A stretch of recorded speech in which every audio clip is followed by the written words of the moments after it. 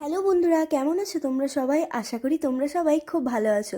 তো সকাল সকাল রেডি হয়ে ব্যাগ নিয়ে এখন বাইরে বেরিয়ে যাচ্ছি একটু বাজারে যাব বলে।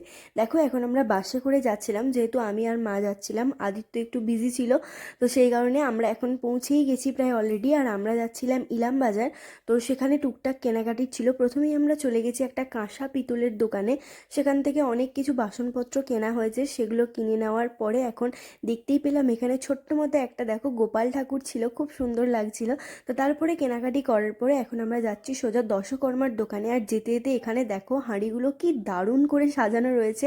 তো তারপরে আমরা অলরেডি চলে এসেছি এবং কেনাকাটা করে নেওয়ার পরে এখন আমরা যাচ্ছি সোজা জামা কাপড়ের দোকানে।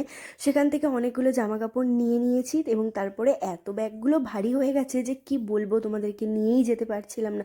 ওদিকে মায়ের হাতে ব্যাগ, আমার হাতে ব্যাগ। তো ফাইনালি কোনো রকমে কষ্ট করে করে এখন হেঁটে হেঁটে এগোচ্ছি। আর এদিকে দেখো এই ছোট্ট পার্কটা দেখ, কত রকমের ফুল গাছ, মানে দেখে তো আমার প্রচণ্ড ভালো লাগছিল। তারপর গুটি গুটি পায়ে হেঁটে হেঁটে পৌঁছে গেলাম বাস স্ট্যান্ডে। সেখান থেকে হঠাৎ করেই পেয়ে গেলাম একটা এসবিএসটিসি বাস, যেটা করে বাড়ি চলে এলাম।